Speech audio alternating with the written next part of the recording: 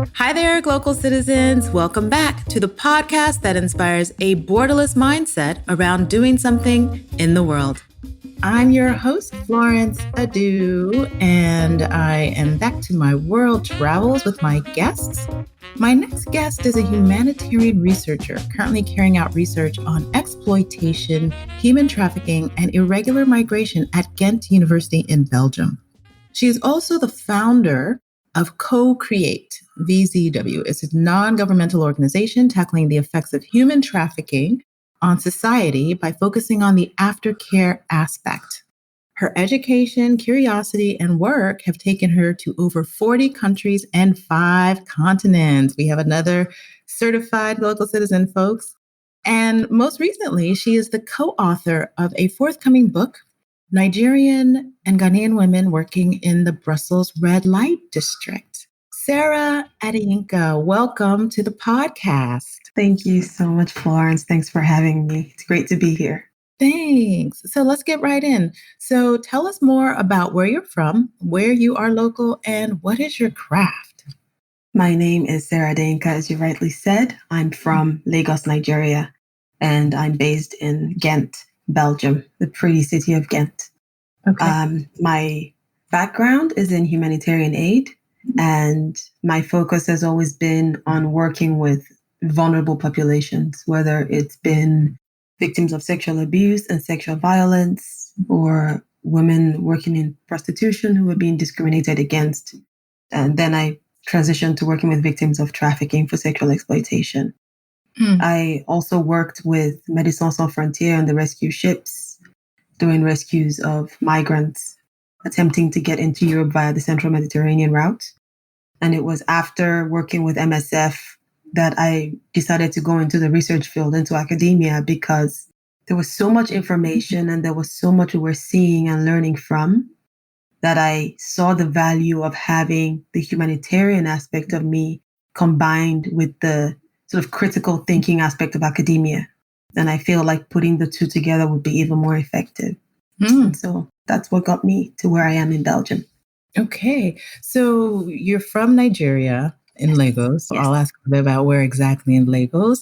Okay. But let me ask you, how did you come to be living, working, and playing exactly where you live? Because you've traveled to many countries and you've mentioned your different studies. So tell us about that journey. I moved to Europe in 2012. I lived in Germany for a few years. And then from Germany, I moved to the Netherlands. I worked in the Netherlands. And that's how I got the job with Médecins Sans Frontières. Okay. And I worked with them until 2016. And by the end of 2016, I already knew something else was coming up. I had another mission in 2017. And then I was just trying to figure out, what do I do next? Where do I go? I still want to be plugged in to the field, but I also know it's time to do some research. I need to be able to do something with all this information, all this data that I gather. It might sound a bit weird, but I feel like going into academia for me was also a form of self-care. I felt like staying on the field and doing as much as I could as a person, with compassion and thinking. I felt like it wasn't enough. And being able to go into academia and write in a way that we could hopefully influence policy, even if it's only a little bit, was something that I needed to do. I needed to leave the field for a while. So I started looking for research opportunities aligned with my field. And I came across the Child Move project, which is funded by the EU. It's the project that's being led by a really, really, really amazing professor, Ilse de Leun. And it's looking at the impact of flight experiences on unaccompanied refugee minors. So I applied for the project. We were streamlined to 2 people. The other person was chosen and not me. But then I reached out to Ilse later and I said, if I fund myself, will you take me? Because I really want to do this research. I want to do research about Nigerians who are being trafficked. And she said, I will take you in a heartbeat. I wish we had more funding. And so I'll find some funding and I'll do it. And then she found funding for me. Nice. She brought me onto the project and I became part of the team. And so my focus then was, I said to her, I know the research is about unaccompanied minors, but if I'm going to be interviewing Nigerians on the project, if that's my aspect, I have to interview adults as well. Because you have people who are trafficked as minors, but then when they're 18, they're adults, but I want to hear their stories too. And so that was our deal. And she said, yeah, absolutely. So I joined the team and I started doing the research. And that's how I moved to Ghent. Oh, okay. Interesting. So you left Nigeria in 2012. Now, was that for academics or what was the genesis of on the? Oh, I see what you're saying. No, I left Nigeria in 2006. Oh, okay. I moved to Ghana for 6 months, actually. Ah, I really like Ghana. Ghana is very special to me. okay. I lived in Tema for 6 months with In Tema? yes, Tema Okay. Community 12. Okay. I know the place well. I was with a Christian organization called Youth with a Mission. I did a training with them for 6 months. I went back home to Nigeria and knew that I wanted to continue doing humanitarian work, whatever that looked like. At the time, it was with a Christian organization, right? So I just continued working with YWAM. From there, I moved to Tanzania and then to Uganda and eventually to the South Pacific. So I rotated between Fiji and Tonga. And but then I would go home in between to visit. So that was when I really started traveling, exploring, seeing the world, learning about injustices in other parts of the world. But every single time I came back to violence against women, sexual abuse, abuse of children. At some point, I thought, okay, maybe this is it. Maybe I'm supposed to work with child victims of sexual abuse.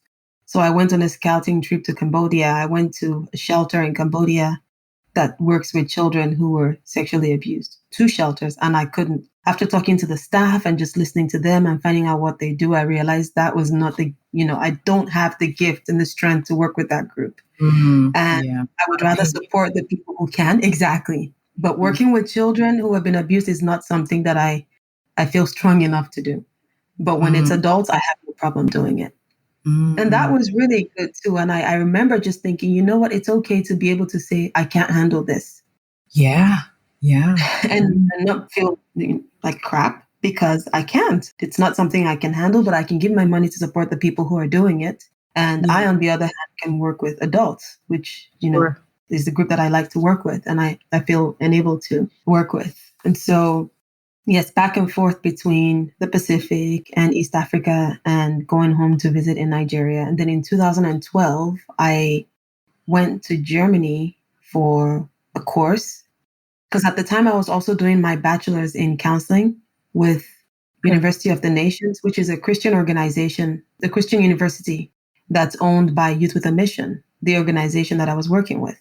Okay. So I was working with them and studying at the same time.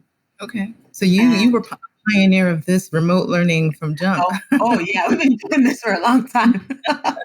Yeah. Okay.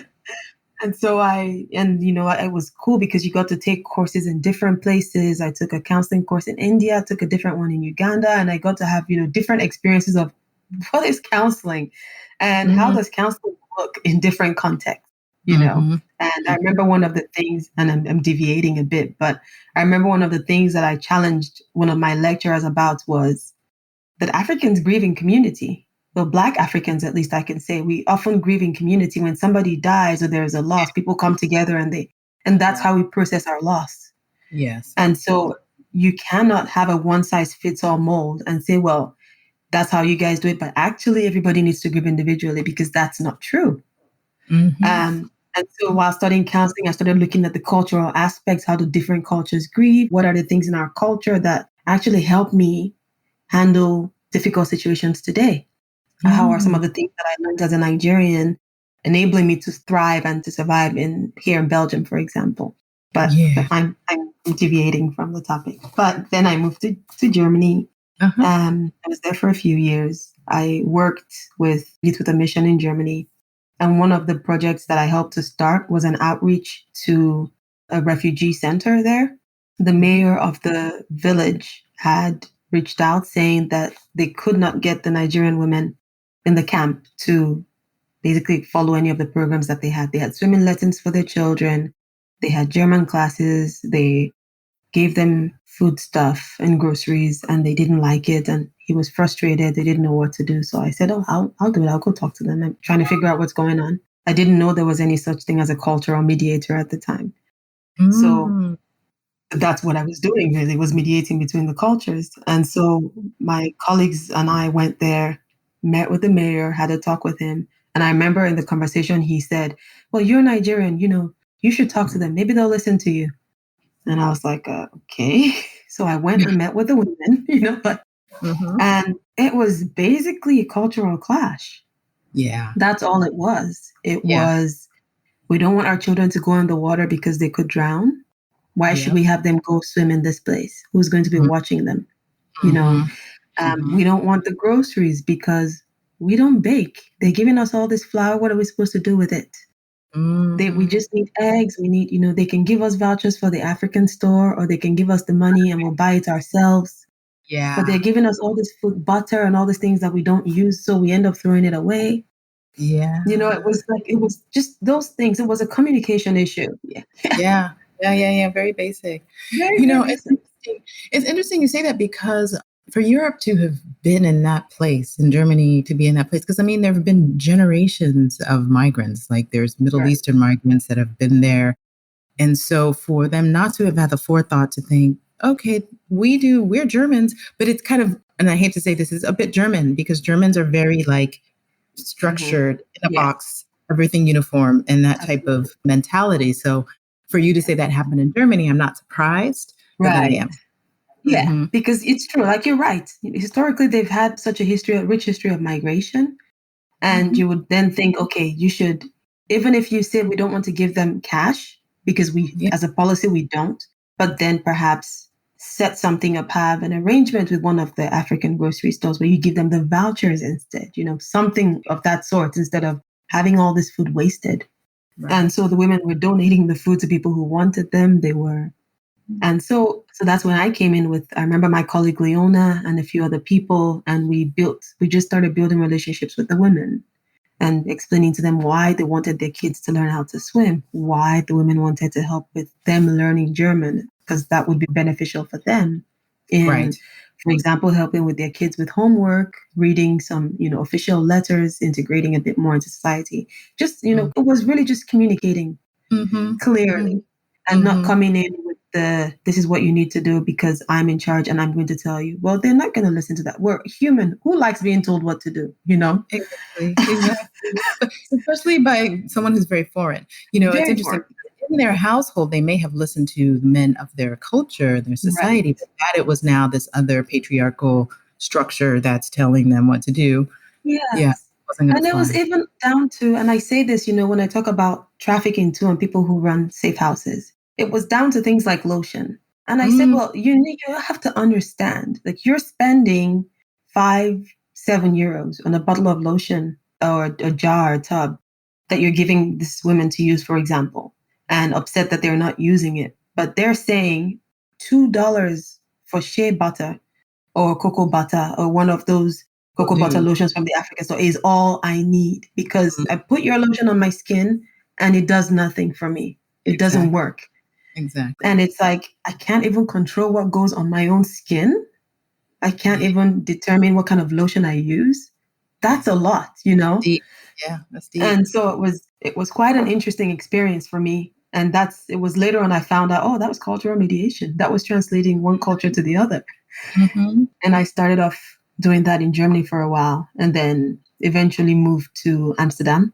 Okay. After taking a course on the global sex trade, understanding human trafficking, what it looks like globally, how to get involved. And I was like, yep, this is it. This is what I want. And so I moved there, and I was working with the organization in the red light district there, just reaching out to the women who were working in prostitution, those who were trafficked, and basically being there and being able to help in the ways that I could. And then at the same time, I volunteered with an organization called Fair Work, and they were focused mainly on labor, human trafficking for labor exploitation, which is huge. And actually the largest form of trafficking, really. And so, yes, it's also because a lot of the time when there's labor exploitation, sometimes there's sexual exploitation in between as well. You have the two.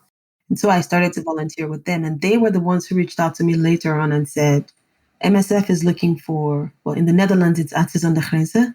And they said they're looking for somebody with your exact profile. Like, could you just reach out to just have this conversation with them? We told them you would be the one. And so I thought it was just a consultation. And so I went to this meeting and they were like, welcome to the team. And I'm thinking, what team? I have a job. Like, welcome to the team. We're so glad you joined us. I was like, what? I didn't Yay! fill an application for.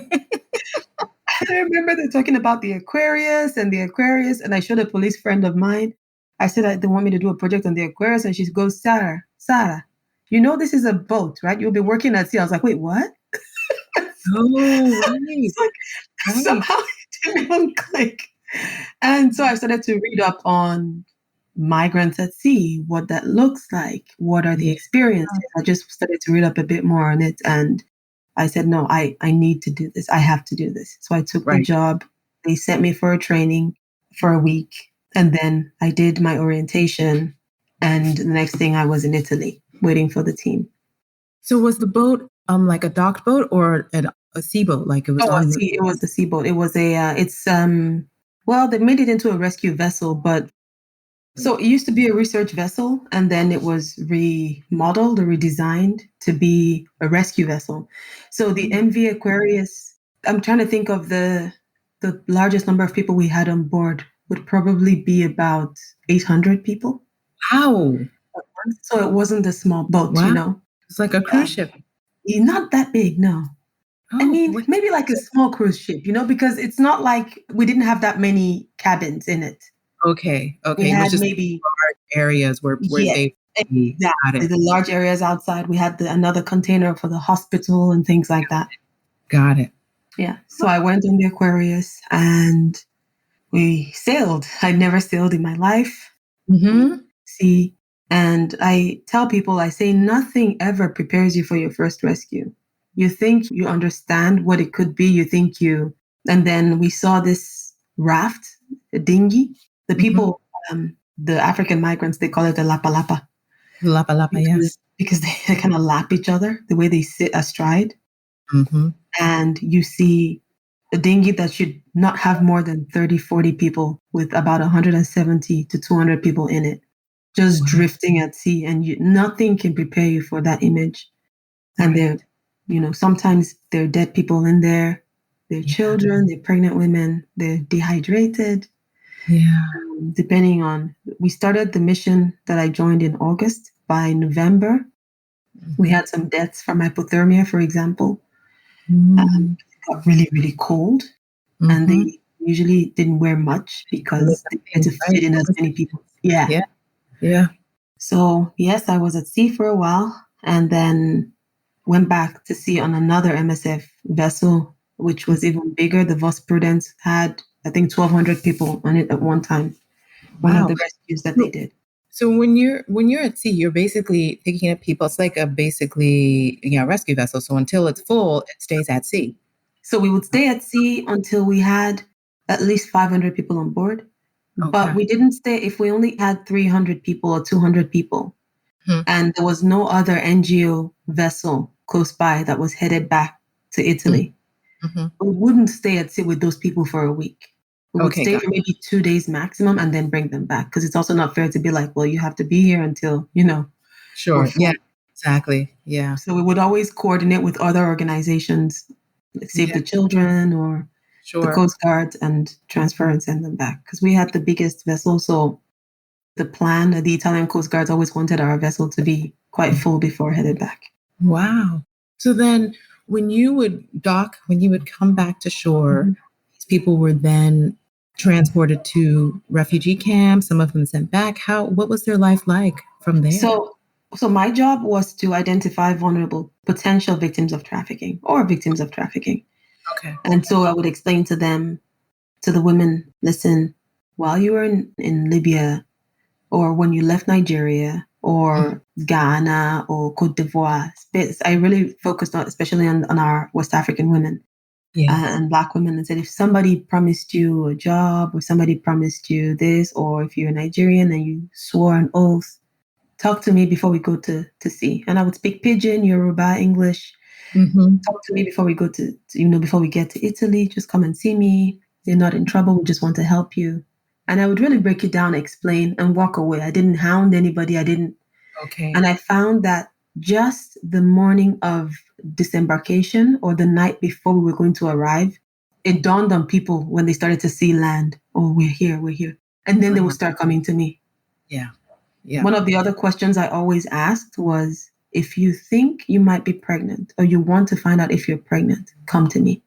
Mm-hmm. And they would always come to me, always. And my main question would be, if you're pregnant, would that be a good thing or a bad thing? If they start crying or they shake their head, then I know they were raped. Yep. And so I would just say, you don't have to make any decision now. Let's go to the clinic. And then I would take them to the midwife or the doctor so they could do the test. And usually there was at least one person that was pregnant from rape. Mm-hmm. And then was it that they were typically raped in transit? In Libya, yes, in transit. Yeah, mostly in Libya and in the desert as well before getting to Libya. Yeah. Wow. And which is just, it's a horrible thing, really. The journey, I feel like I was traumatized from hearing their stories, from seeing them. I cannot imagine what it's like to be them. Yeah, exactly. Exactly. So after arrival, we would refer the ones who, male, female, if we think that we suspect or we see evidence that they've been sexually violated or physically assaulted in any way. The doctor will write the report. We would also prepare the form for the organizations on shore. And once we disembark, then we hand over. Once they disembark, it's out of our hands. So you have staff from MSF, from IOM, from UNHCR, and other organizations on the shore. And then they would then take over from there. Yeah. What's been beautiful for me to see is that now in the course of my research, I'm running into ladies that we rescued while I was at sea. Wow. And it's so surreal. Wow. Right. Because I don't recognize some of them. And they're like, Auntie Sarah. And I'm like, first of all, nobody calls me that except women that I met at sea. Yes, exactly. So I'm like, how do I know you? And they're like, from the boat. And it's like, oh my gosh. Wow. You made it. Yeah. So how long were you there? How long were you on sea? The first mission was 3.5 months. The second one, I think I was there for 2 or 3 weeks. And then the third one was another 3.5 months. Okay. So we would go to sea, come back, go to sea, come back. Sure. So would you say the duration was about a year, the course of a year? Or just under a year. Under a year. Got it. Yeah, I had no idea that MS did rescues. Oh, I know they have a huge operation across the globe with different, refugee and, conflict-ridden areas. But the idea of the rescue, that's more reason to say, wow, what a place. Yeah, that was that's when I really got to know a lot more about MSF's activities as well. And honestly, I mean, it was life-changing. Of course. I wanted to make a point when you said you really found it difficult to talk to children about the counseling and the abuse, because I have a cousin who is a psychologist. And when she was doing her PhD, she really had a problem as well with children, and family counseling is what she was focused on. She eventually overcame it, but I could totally understand, because it was the same kind of energy that I got from her, where it was just so hard. And so for a long time, she just realized she had shut down part of who she was because she was doing this work. And so she's not practicing now. And I think part of it was the trauma that she also experienced in trying to really deal with this. So, shout out and kudos to all of those counselors that work with. Amazing. Yeah, those amazing people. Yes. Yeah, because when you say God's work, that's, you really have to, have the patience and the perseverance of mind and heart. So I thank them. Yes, I agree. And I thank them too. Right, exactly. So you eventually, that was your educational journey. And so how did you find yourself in Belgium in particular? Because one of the things that I like to kind of highlight is two things. One is, in your navigation in Europe, have you picked up other languages? And then also the mechanics of being able to, so you're mostly a student, so I'm assuming you have student visas, but some of the kind of administrative aspects of being able to work in all of these countries. Tell us more about that. So I have a Nigerian passport, which is any Nigerian, or I think most people with African passports can relate, is when you're traveling, you have to, it's like you do a double homework. Do I have enough money? Do I have the document I need and the document to prove this document? I still do that even today. My credit card, my debit card, some cash, have everything in hand, because once you bring out a Nigerian passport, it's like you're a victim of trafficking and you're a criminal, which are you? Right. Yeah. And so, interestingly enough, I just feel like it's just been a God thing where everything has worked out. where I've applied for visas and I've just always gotten them. I think I've been denied visas twice, and those countries I've ended up going back to eventually. Oh, okay. But it's been really with the work there is a lot of openness towards humanitarians. Humanitarian work, yeah. And if people know that you're coming to work to serve in one way or the other, it does make it easier. Or at least it did when I was traveling at the time. And that's been really good. And then the more I worked, I would apply for visas somewhere. They would say, oh, you were in Australia. What did you do there? And then I would say, oh, I did this and this and this. And they're like, oh, interesting. I remember the first time I went to Switzerland, I applied for a visa and I was at the Swiss embassy in Abuja. And the consular officer was looking at my passport and looking at me skeptically and trying to figure out if the passport was really mine or was it stolen? Was I lying about all these things I said I had done? So he tore a sheet of paper and gave it to me and said, I want you to write your CV. And I said, well, I could just give you a copy. He said, no, I want you to write it. So I was like, okay. So I went into the room he sent me to and I wrote down as much as I could remember of my CV. Sure. And the timeline. And then I gave it back to him and he was like, okay, all right, you can come back and pick up your visa in 3 days. And I was like, okay. So I remember telling a friend of mine and she's like, I don't think I could write my CV. I don't remember. She's like, I think I would be so stressed out trying to remember which course I took when that I don't think I would have been able to do it. Yeah. Yeah. Well, I mean, that's an interesting test. Yeah. And I was like, I'm glad I passed that test. Yeah. You know? Oh, wow. It was things like that. And then the more I traveled, the easier it became as well. Yeah. And working with MSF, of course, that was also a good thing that made it a bit easy to say, okay, when they say, where do you work? Say, I work with Médecins Sans Frontières, then that also helps. Makes sense. Yeah. And they do a lot of some of the work for you for that. So that helps. But I remember just thinking between when I worked at sea and before I started in academia, I remember just thinking, oh, it's so much work.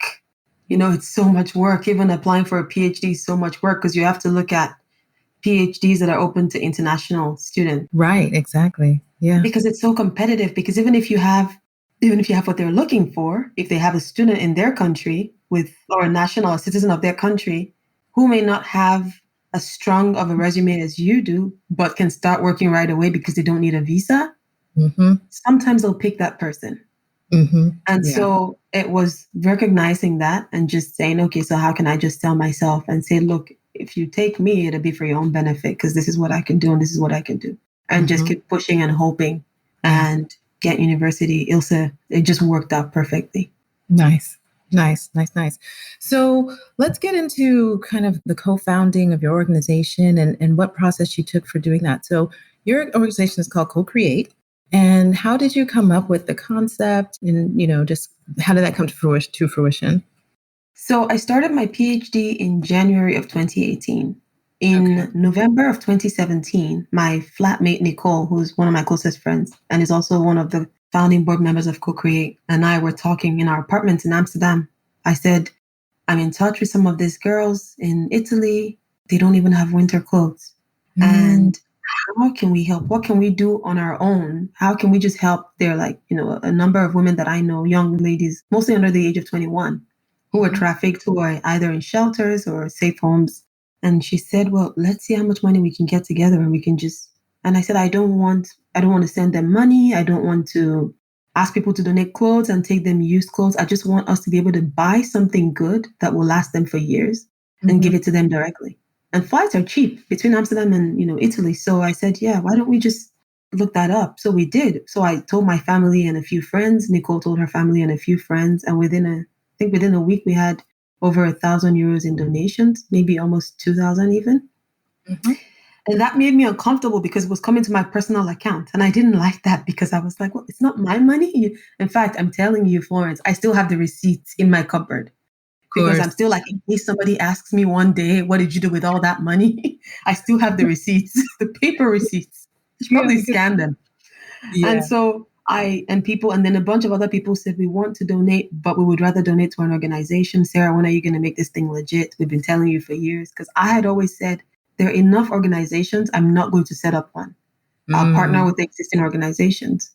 And so we went to Italy. We saw the girls. We gave them, we bought some jackets. We bought soap. We bought shea butter. We bought just the basic things that we knew they wanted and needed. And they were, oh my gosh, it was like the best thing we could have done. They were screaming, wearing the jackets, wearing the boots and the socks.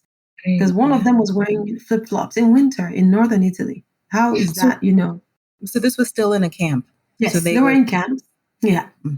And So what's the, I've seen, shots of outside of a camp on TV, but what does it look like, this camp?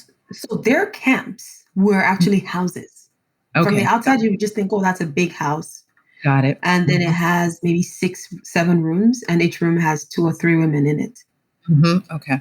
And so they had a communal area, the living room, the kitchen, and everything was run by associations and organizations.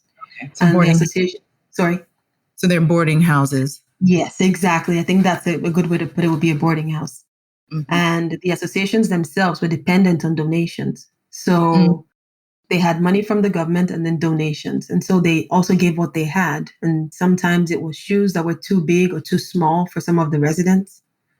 And so we went, and it's honestly, you can get a really decent pair of boots for 30 euros. Yeah. Something that's decent enough, at least that would help last one winter. Yeah. And so we went and we looked for, I'm the best at finding flights and hotels and also shopping, finding deals. That's my superpower. And so we found all these like really good things. We bought them. We packed our luggage carry-on and we went to Italy, and we just gave them to the girls directly. Didn't want to give it to anybody to give anybody. We wanted them to have it. Yeah. And we didn't take any pictures of the girls' faces. We took a few shots of their feet or like a video shot from behind, but nobody needs to see the faces of these women. Like they're not, it's not a zoo. And so we took some shots just to be able to say to donors, look, thank you so much. And then, the ladies were very grateful. I think we had a few voice recordings from the women saying, thank you.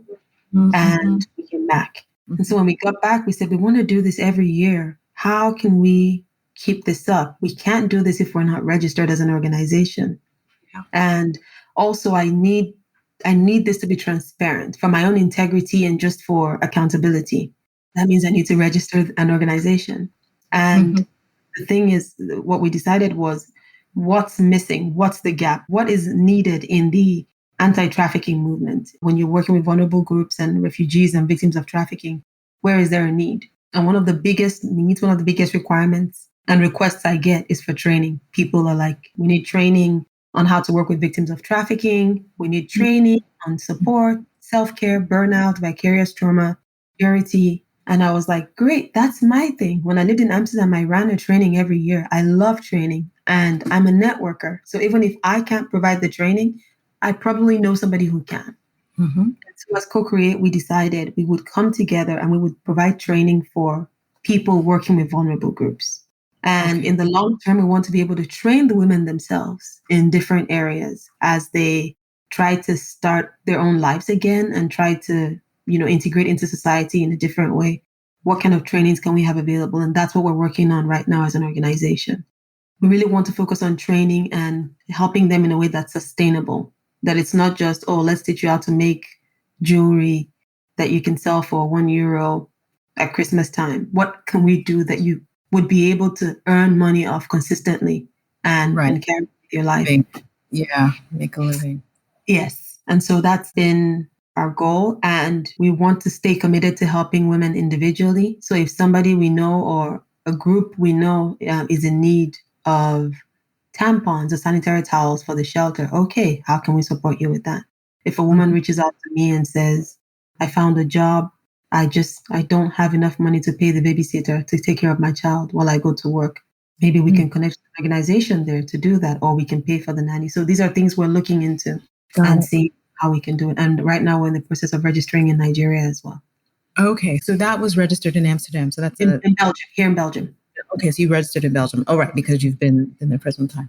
Yes. Okay, so how was the process of registering an NGO there? It's actually quite straightforward if you can read the language, So Belgium is wondering, like, what language is it in? Is it French? Is it, you speak French? Like, Belgium is an interesting country because for such an interesting country, it's so diverse. They have 3 official languages: French, German, and Dutch. And so I lived in the Netherlands, so I could read Dutch to an extent. Now my Dutch is much, much better. It's advanced. I can read and I can understand and I can speak better. But when I started, I could just read and understand the idea of something. But what my lifesaver was finding an accountant who was fantastic. Okay. And so I found this accountant who didn't even charge us much. He was like, no, come, let's have a meeting. I'll talk you through it. There's a lot of information online. For example, there's the Square, which I think is an expat platform in Belgium that has a lot of information about for you as a foreigner in Belgium or in Ghent. Here's what you need to do. If you want to start a business, here's what you need to do. And so I read up on it, found all the information, contacted the accountant, told me what to do, but all our documents had to be in Dutch. Wow. There was me, there was Nicole, who's American, and then my colleague Sophie, who I co-authored the book with. I asked if she would join our team, which was perfect because then you had 3 of us, and Sophie is from Belgium. So that was great because she speaks French and Dutch. Okay, good. So that's how we started. We put together the Constitution, had Sophie read it, and Evert, who was on our team at the time, also go through the Dutch to see if there were mistakes, submitted it. It was returned because there was an error, submitted again, and then it was approved. The process here is really straightforward. If you have all your documents and submit it, it's pretty direct. Right. Well, that's good. Congratulations on that, because even, I have my business here in Ghana. It's kind of straightforward, but, in most African countries, you need a middleman to do everything for you. Like, I can obviously probably do it all myself, but, obviously better to pay the middleman to get it done faster, and they work through the system. Yes. And I had to leverage my Ghanaian citizenship because if you're a foreigner, it's a whole nother thing. So that was kind of what I was trying to understand. You being a foreigner, that you have a Belgian person on your team that probably helped facilitate making everything smoother. I'm sure it did. Yes. And of course, that I live here helps. But it's true. My accountant actually said, do you have a Belgian on your team? I said, yes. It was like, oh, good. Yes, because we had asked her to join because we wanted to work with her. But then realizing, it's great that she's on the team. Exactly. Thanks for joining us for part 1 of my conversation with Sarah Adeyinka. Please be sure to join us next week for part 2, where Sarah tells us more about her work in Belgium and her book, Nigerian and Ghanaian Women Working in the Brussels Red Light District. You can catch us with a new episode every Tuesday at www.localcitizenspod.com and wherever you get your podcasts. Please do share, like, subscribe, tell somebody, recommend a guest. We love to hear from you. So until next time, bye for now.